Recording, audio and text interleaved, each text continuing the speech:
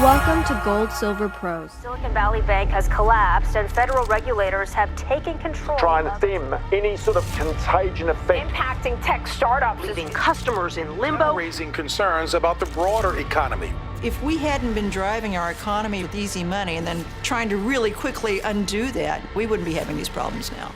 Hello, welcome to this special episode between Independence Money. I'm Nathan Wilson, a certified tax specialist, and Rob Kientz with GoldSilver Pros. This is a little different than previous videos we've done on our respective YouTube channels, but I think you guys are going to really like it.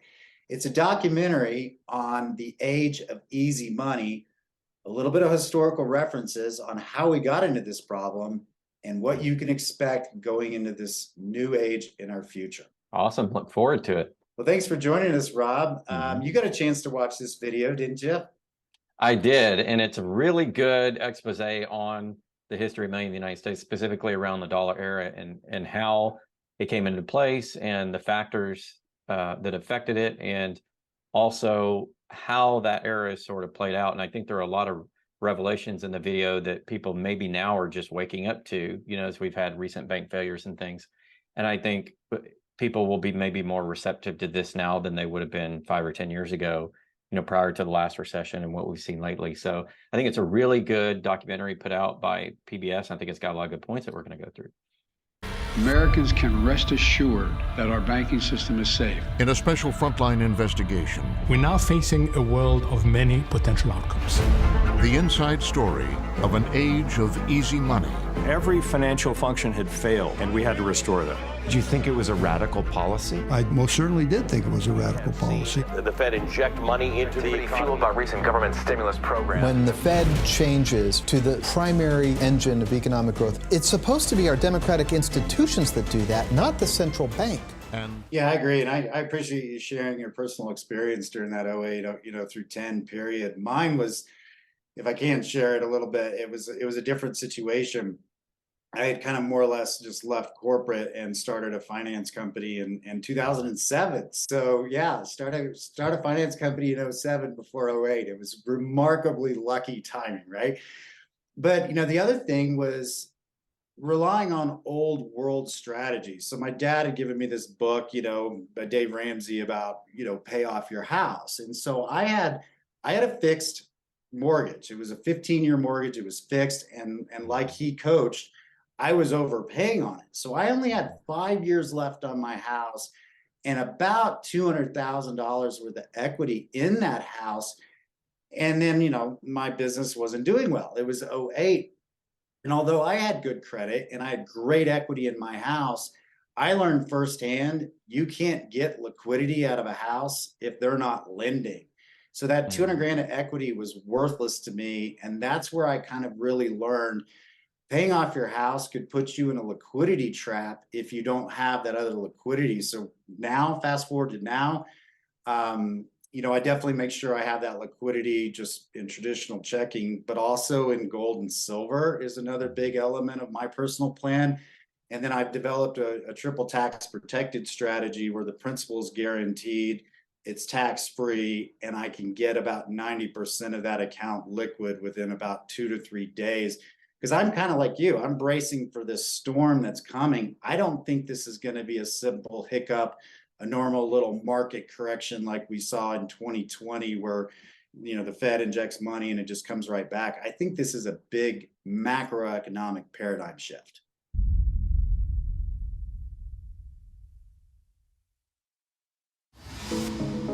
Throughout 2022, the economy remained strong. Unemployment hovered near historic lows. Showing unemployment at a half-century low. Wages were on the rise. We also saw some wage growth, about 5% annually, causing the Fed to continue pumping the brakes to try to cool down inflation. The Fed has been raising rates in hopes of slowing the economy. And with so many businesses still hiring, that means the economy isn't really slowing that quickly. That riled Wall Street. Facing the growing possibility of a recession, Wall Street spent another day in turmoil. And you're probably feeling it in those 401ks. Stocks are... For the stock market and bond market, it was the worst year since the great financial crisis in 2008. The NASDAQ down for 4 straight quarters for the first time since the dot-com bust. In 2022, we've had this very unusual situation whereby you've made double-digit losses on both risky assets, stocks, and risk-free assets, US Treasuries. That's not supposed to happen. But there's been absolutely nowhere to hide.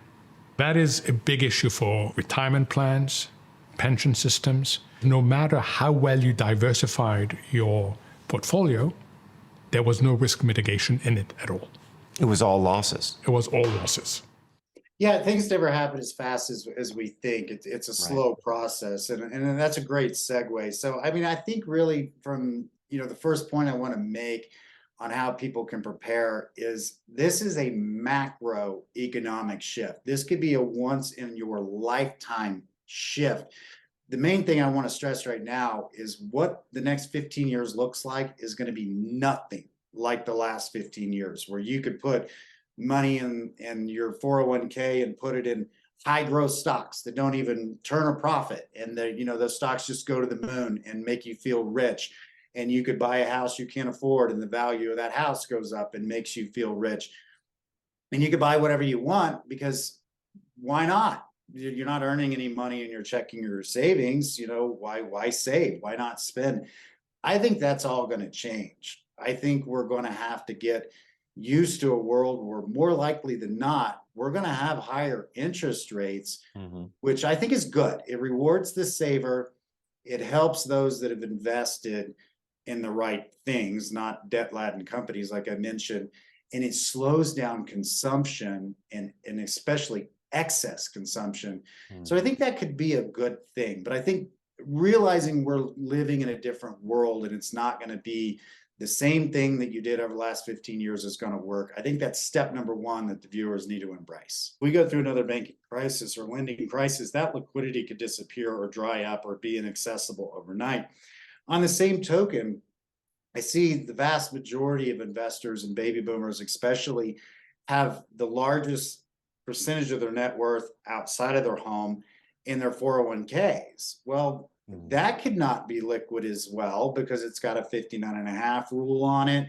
A lot of times that money is tax deferred, so getting access to it could trigger taxes. A lot of times it's tied to your employment, meaning it may not even be really yours to invest as you want while you're still employed at that job. And although it's a great wealth building engine, again, you have to prepare for the next shock to the system by having a certain amount of liquidity that you can get access to. And I think maybe that in the age we're living in, Rob, that may or may not be just keeping it in the bank. Yeah, there are all sorts of risks with traditional stock and bank accounts. Not that I would discourage anybody from having them. Everybody's got to make their own decisions. But the problem you're going to have with like a 401k account is not only you're captured till 59.5, or you have to pay the penalty and pull forward your tax because it's a tax deferred investment. So you're going to pay tax one way or the other. And as soon as you redeem it, you can take loans off it, but you owe it back to yourself. It just creates a liability on your balance sheet. So if you're looking for liquidity, borrowing from a 401k actually may not help you because yes, you get the money, but then you have to pay it back almost immediately with interest, and it creates a bigger liability than the one you were dealing with before. So unless you're getting out of a quick jam, borrowing from your 401k, a lot of times it's not the best idea. A lot of times it puts you in worse financial position than you would have been otherwise. But also, getting the money out and using it can be very difficult. And the 401ks are typically invested in things that aren't doing as well since, about a year and a half ago. For about the last year and a half, the stocks and bonds you typically invest in 401k aren't doing as well. And so now I've had a lot of people saying, I want to get out of my 401k and I want to get into, precious metals or something like that. So people are starting to think about, it's not just the vehicle you're in. It's great to have a 401k and get that company match. But if that's not a safe vehicle or it's not providing liquidity or the assurance that you need, it may be time to look at a different type of vehicle. And it's not only the vehicle, but it's what's in the vehicle. So just saying a 401k really means nothing. It's like, okay, you got a 401k. In general, I know that you're putting money into funds, your employer's going to match. Great. What are you putting your money into? That becomes really the second question, and probably the more important one. The vehicle is great from a 401k, but if you're putting it in, it's losing 30% a year and they're only matching you 6%, you're losing money. So the match doesn't matter when that investment's losing money. And I think that's what happened last year. I had a lot of friends come to me and say, my 401k lost way more than what I got as a match. And I'm still ahead because you add up all those matches from previous years. But if I have another couple of years like that, I'm back to where I started 10 years ago. And after 10 years of not making money, and that's the thing that we have to pay attention to. All assets move in cycles. Stocks and bonds move in cycles. So do precious metals. So do any, real estate, any type of investment. And just being in a long dated investment, a 401k and IRA, without paying attention to the underlying vehicle, a lot of times can cause you the most risk to your portfolio and the most losses. And I learned that in 2000. I was invested in Janus funds that were considered the longest running, the most stable fund in 2000 at the time. I lost 40% in the span of like 3 months. And what was considered the longest running, most successful ETF fund family, I lost 40% during that crisis. I learned right then, it's not always good to put your money and hold it a long time, even in a reputable fund, because there are cycles. And that's where I learned about cycles. And so it's the type of investment and what you're investing in that you really have to pay attention to. And I think Americans have gotten away from that. They've gotten away from paying attention to what their money's going into. Well, now doesn't it make sense to pay attention to what your money's going into? If you're investing in corporate America and corporate America can't pay its bills, do you still want to be invested in corporate America? It may be where you have a certain amount of investment in corporate America, but you don't want to risk it all. And you want to look at other vehicles that give you other options. And those are the types of things that people really need to do sort of on an every year basis, but really like on a monthly basis. You need to go back and revisit your portfolio and say, the assumptions that I made when I put this together, are they the same? Is the environment the same? And again, going into a long dated IRA or 401k with your employer is sort of the antithesis of that. Is sort of put it in and forget, but you have those asset cycles, which damages your portfolio over time. So what I always advocate for people is look at the vehicle, look at what you're investing in, and pay attention to the cycles, and don't just assume it's going to do well today. It's going to do well 10 to 20 years from now. U.S. existing home sales plunged to a 12-year low in December. You've seen a huge impact on the housing market. The Federal Reserve's interest rate hiking cycle has pushed housing prices have started actually coming down for the first time in a very long time. Mortgage applications have decreased. The crypto market, you've seen a number of companies wiped out. Crypto winter is here. That is not unrelated to what's happened with the Fed. Sam, hold on to me, Sam. Let's go. Sam Bankman-Fried faces investigations from U.S. regulators and potentially the Department of Justice. He invested $3 million into Luna, and now it's worth 1,000. You create these asset bubbles. That is, bubbles in stock markets and bond markets and real estate markets and art markets, whatever people invest their money in with borrowed money. And then those bubbles burst, and then that causes a downturn. So Stephen Pearlstein has been reporting on the financial markets and the economy for almost 40 years. That look like that. Bubbles tend to be everything bubbles these days, because if the source of it is cheap money, then you can be pretty much sure that it's not just real estate, or it's not just stocks, or it's not just tech and telecom, or it's not just Bitcoin. These things are connected by rubber bands with each other in a sort of way, and what propels one propels all of them. I actually help out people, with tax strategies and asset protection and diversification as well. If you want to reach out to me, a team at independence-money.com. But talking of cycles, I think we're going into a tailwind for commodities and especially precious metals. Mm-hmm. But in all cycles, precious metals offers diversification to the rest of your assets.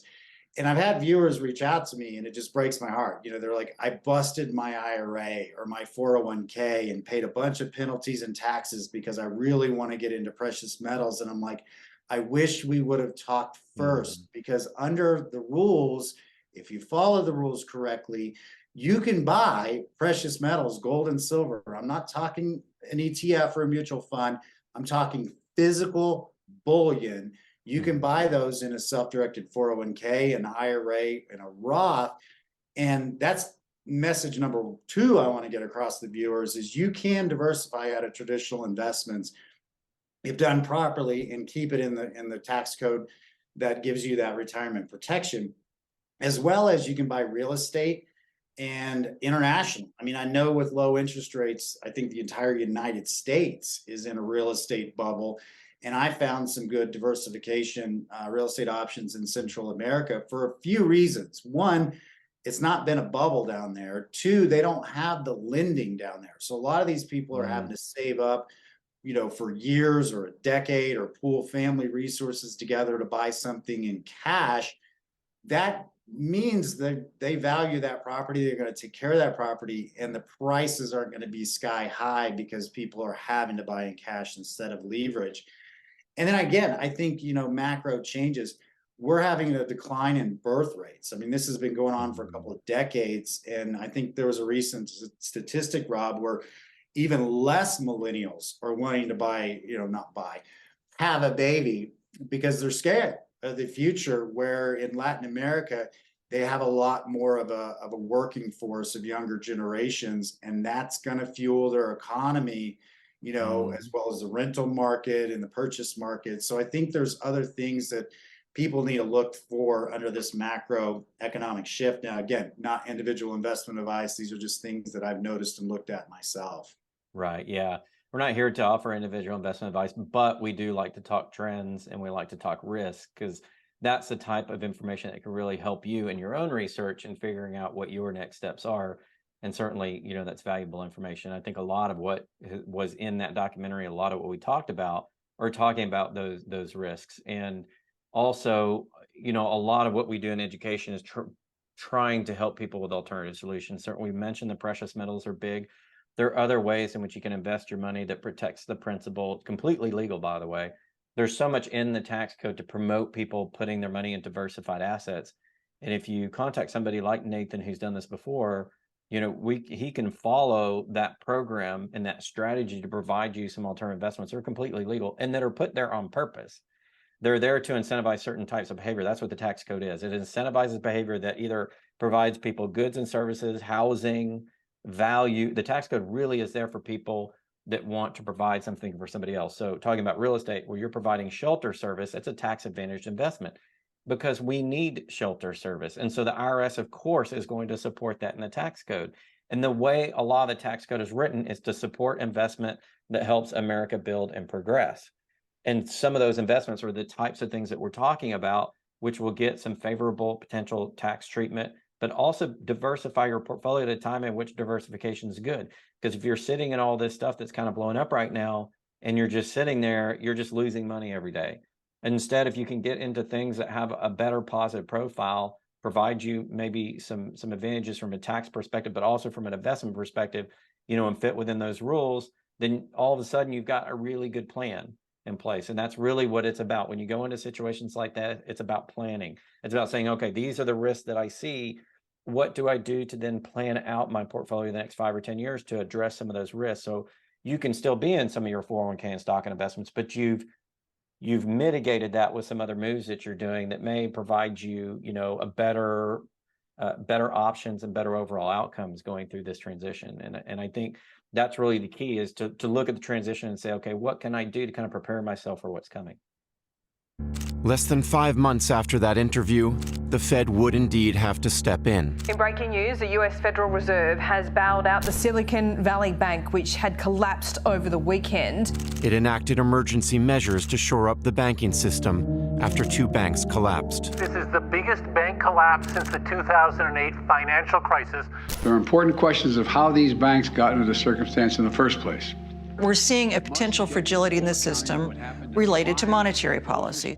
If we hadn't been driving our economy for 14 years with easy money and then trying to really quickly undo that, no, we wouldn't be having these problems now.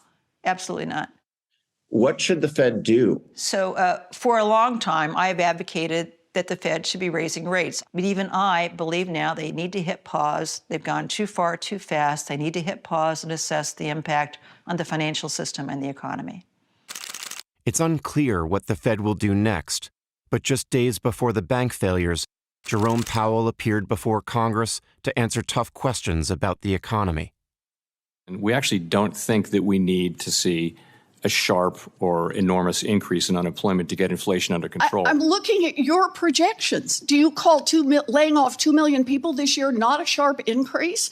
Chairman The hearing was a showcase of partisan politics and government gridlock. Raising interest rates won't stop Senate Democrats and President Biden from overtaxing, overspending, And it was yet another reminder of how, in an era of political dysfunction, we've become so dependent on the Fed and on easy money to drive the American economy.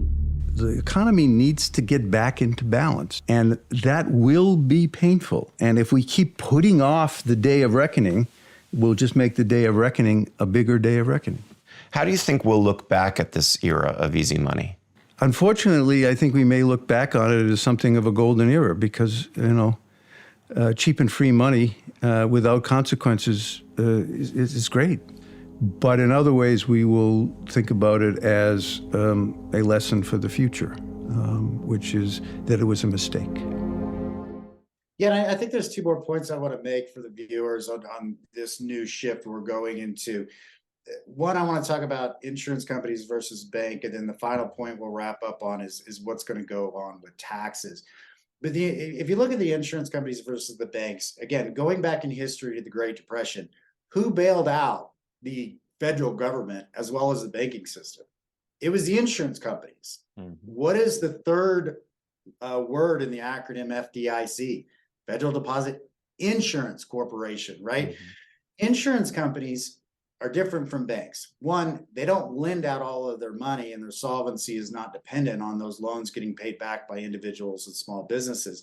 Their liabilities are their death benefits, and their assets are what they buy to support those liabilities. And a good insurance company is fully capitalized, meaning if everybody died and they paid out all those death benefits, they should have more than adequate reserves to pay all those claims. So the solvency is better. The second point is insurance companies tend to do better in rising interest rates environments where banks tend to get squeezed more. So, if you're interested in a liquidity strategy that I personally use, a lot of my clients use as well, where you can have access to liquid money that's, unlike the 401k you talked about, Rob, you can properly structure it. You can have that liquidity. You can have principal protection. And my fourth point, you can have tax protection. And by the way, before we forget, Rob, there's going to be a jot form in the description here where you can tell us a little bit about yourself, whether you're interested in precious metals or other tax strategies or topics we've talked about. And between Rob and I, we'll work with you individually to kind of get those questions answered. Yeah, and I just want to point out, the last time we went through this inflation deflation cycle, gold had been removed from its peg because, we were taken off of the gold standard. We had a free floating currency. And then a couple of years later, they established the gold in industrial trade markets here in the U.S., known as the COMEX and the NYMEX and all of those. And then gold was allowed to freely trade. At that point, it wasn't pegged, so it didn't have a set price. And it went up to 250 real quick, kind of came down, went to 400, stayed there. But once we started getting into the era of inflation in the 70s and 80s, gold quickly rose to 850.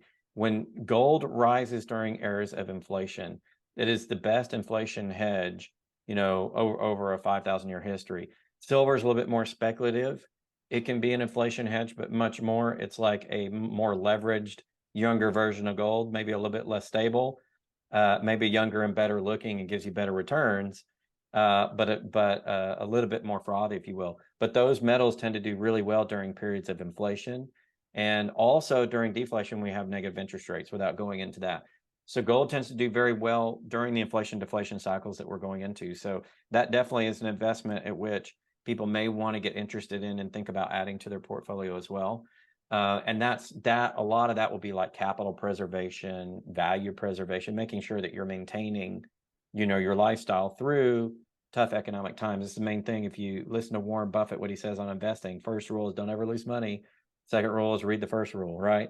So it's all about the number one thing should be wealth preservation, modest growth of capital, removing risk.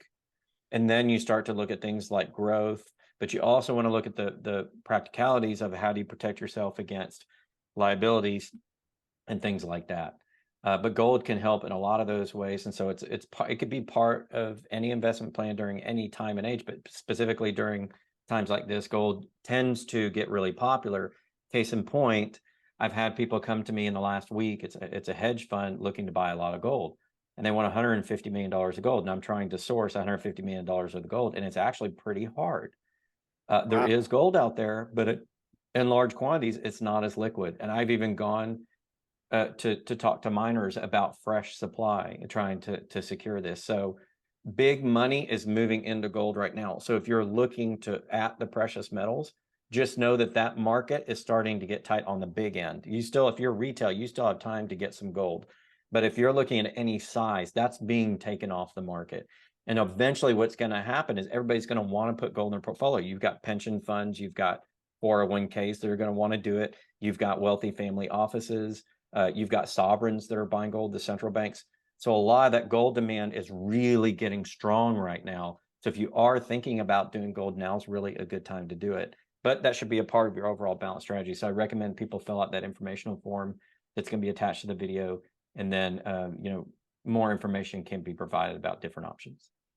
Yeah, absolutely. I appreciate the insights on that. I mean, going back to before the age of easy money, it was very standard for money managers, pensions, and the like to have an allocation to precious metals. And then it kind of went down during the age of easy money. So I think from a macro historical standpoint, it would be more normal for somebody to have an allocation. I never believe in all or nothing. I don't think you should cash out of everything and buy any one asset. But having a percentage in there makes sense from an investment standpoint, and it doesn't have to be an apocalyptic scenario for you to get a great rate of return during certain unstable market conditions. So I think the fourth and final point I want to make is you always need to begin with the end in mind. And what I'm talking about here is taxes. So if you have real estate that's highly appreciated, whether it's your house or rental property, or you've really rode this bull market and your 401k and all of that money's been tax deferred, you're going to have to pay the piper at some point. We're going to have to address our national debt if we want to survive as a nation. In a higher interest rate environment, more and more of tax revenue is going to just meet interest on the national debt. And then they have a really short maturity on their portfolio of T-bills and bonds. And so as those mature, they're going to have to buy them back at a higher interest rate. All roads lead to higher taxes. It's unsustainable that we can run these deficits, give out all these entitlements, and keep taxes this low. So if a large percentage of your investments is tax deferred, either in traditional IRAs or 401ks, or an unrealized capital gain, you're sitting on a huge unrealized gain if you were to sell a real estate position, for example, now is the time to implement a tax strategy. And that's one of the things I say a lot is if your financial plan does not include a tax strategy, you don't have a financial plan. And that's really why I became a certified tax specialist, is because you really have to focus on that. And what I always like to say is if you have a financial plan that doesn't have a tax strategy, you just really don't have a financial plan. You've got to address the risk of higher taxes going forward. Yeah, and that's, like I said, it's in the tax code. Those strategies, are there for you to use. It's just a matter of having somebody look at your individual situation and really understand how to apply those. Awesome. Well, I certainly, from one nerd to another, appreciate getting to do this multi-part video series. I literally watched this 2-hour documentary twice. I was really kind of blown away that they exposed it like they did, because they literally pointed out all the flaws. And some of those formal federal chairmen, that are now hence retired, more or less stated like this, in retrospect, we thought would work, but in retrospect, was a bad idea. And now we're going to have some problems going forward. So if you want to make the commitment, definitely watch it. But if not, I hope you got the highlights from this video here. Yeah, it's a great documentary. They really did a good job and basically called out, all the obvious things. And it's always, hindsight's always 20/20. But the good news is, you still have time. So it's a good thing that came out, and we're doing the video on it, so people still have time to do something. You wait another 6 months, who knows whether that'll still be the case.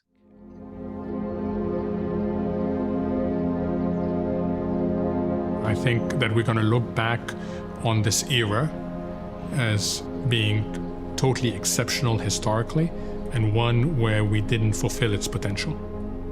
We lost sight of something critical. We lost sight of how we grow our economy in a sustainable and inclusive fashion.